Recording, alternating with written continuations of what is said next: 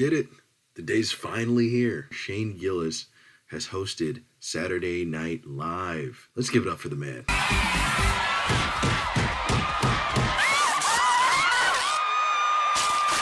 Real quick, I just want to say thank you to all the subscribers who came out to Top Notch Comedy at Mochi Dulce. We had a great show on Friday, and the next show is March 22nd. So if you want to come to the show, feel free to follow us on Instagram at Top Notch Comedy. Either way, get tickets through that, and it's going to be a fun one. So before we talk about his whole episode on SNL, we need to take it all the way back to the beginning, when he was first hired for SNL in 2019, then eventually was fired because of his comments about Asian people. I'm like, what are you guys doing here? Get these ducks out of that window. You know what? Yeah, true.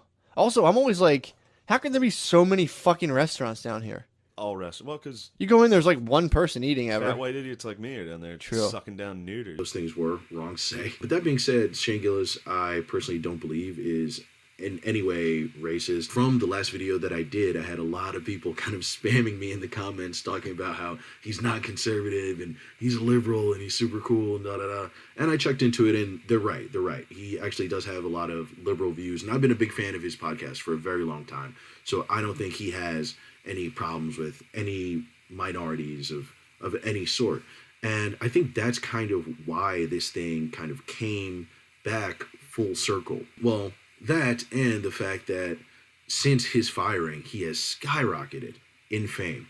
In 2021, he released his first special live in Austin at the Creek in the Cave in Austin, Texas, which now has 23 million views. Then he released his Beautiful Dog special with Netflix that is doing insanely well and garnered him even more popularity. And on top of that, his podcast, Matt and Shane's Secret Podcast, now has 421,000 subscribers. So I think it's safe to say that it's a no-brainer why they asked him back. That being said, I still do think it's amazing. And I wonder what must be going through his head right now.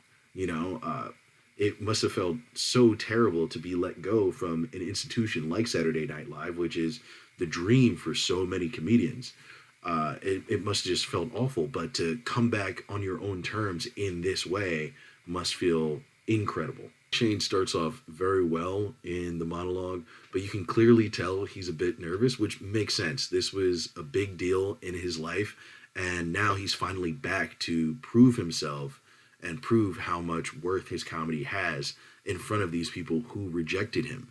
It's a very intense and kind of awkward situation, because now he's the one in the driver's seat, but at the same time he still probably feels a bit insecure about his place among these people. You know, it's almost like if you got like bullied in high school and then you end up banging your bully's mom, and now the bully's mom wants you guys to like hang out all the time together. You know, you're just like, this is weird. You know, I know I have the upper hand here, but at the same time, I still really want you guys to like me. And you can tell too, with the energy that is kind of given off during the monologue, the crowd is, I feel like, not necessarily, he's nervous, but the crowd's also not necessarily giving him everything either, you know? And it makes sense because the SNL crowd isn't exactly his crowd. His comedy is a little bit more raw, and it's just not really made for network TV. That being said, to his credit, he did not let up. And if you notice, the crowd starts to eventually get on his side. My mom asked me this a lot, and it's kind of an intense question. My mom asked me, she's like, when did we stop being best friends? And she's right. We used to be best friends. You remember that when you were a little boy and you loved your mom and you thought she was the cool? You remember when you were gay? You remember when you were just a gay little boy? After he started showing his confidence and how self-assured he was, the crowd slowly started to go to his side. It's actually a shame the monologue wasn't a little longer, but you know, SNL only gives you 10 minutes. So I would say out of 5 stars, I would probably give this monologue about 3.5. It's not necessarily because it wasn't good. The jokes were good, but I think it just took him a little bit of time to get at the same level as the crowd, or for the crowd to kind of come over to him a little bit. But I thought it was really, really funny. And the fact that he still went with his jokes, didn't change at all, and kind of even called it out, even called out how stuffy some people in the crowd were, was really, really cool. There were a lot of great sketches in there, though. I really like the Green Bay Packers sketch. Fugliano was pretty funny. The HR department was pretty interesting. I thought that was actually really, really funny. Quite possibly the best sketch they had on there that night. And it was interesting because Bowen Yang was actually in the sketch. And I wonder what that conversation was behind the scenes, if they had already kind of squashed any issues they might have had, if they had any issues at all. Because I don't want to throw that on Bowen Yang. I did mention him in the last video I did with Shane Gillis, but who knows? I mean, sure they were hiring Bowen Yang the same year that they were hiring Shane Gillis, but it doesn't mean that Bowen Yang walked into the room and was like, if you don't fire him, I walk. So I wonder what that dynamic must have been.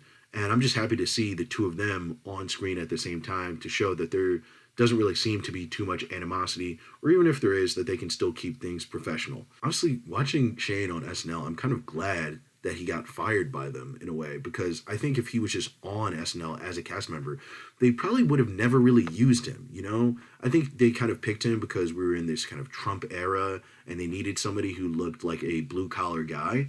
And something tells me that that's probably all they would have ever really used him for. If he wasn't hosting, they would have never done sketches like this in the first place. You know what I mean? And if they didn't do sketches like the ones that they did last night, where would he really fit? I feel like if he was on SNL, we'd probably barely even know who he was, and he'd be like very, very underutilized. You can kind of see that he's almost glad that he's not on this show every single week. Like, one thing I love about Shane Gillis is how transparent he is as far as like the emotions that he shows on his face. And the whole time you're watching him act in these episodes or these sketches, he just has this like kind of like nervous face on, and you can tell he's just like, there is so much work that we put into this.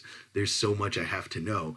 And, that takes a toll on a person. I don't really think that would have been the best fit for him anyway. That just goes to show you that a lot of times things can seem like they're bad, but it can actually turn out to be a blessing later. All in all, I thought this was a great episode. This is probably going to go down as one of the better episodes of this season. And I think it'll also go down in history for Shane Gillis as the guy who kind of gave a middle finger to the system, or at least was outed by the system and then still survived anyway. This whole situation kind of reminds me of Kanye, or Now Ye, and his whole Vultures album. I don't think Shane said anything as bad as what Kanye said, but they're both ousted. They're both sent out in the cold in their respective arts and had to kind of build back the pieces. And now look at what happened to Shane, and now look where Ye is. Totally independent, and now he's going on 2 weeks at #1 on the Billboard charts. That's something that is completely unprecedented. People want to write somebody off and tell them that they can't do things, and because of the mainstream media and how it's set up, they really can just turn the well off. But this just goes to show you that if you're good enough and you keep going and you really put your heart and soul into something, no one can really stop it. As long as you're staying true to yourself, I think that's the real gift, man. So remember that, and remember to not let the thoughts of others get you down. Keep going, and maybe one day you can be hosting SNL. All right, that's the video, guys. Thank you so much.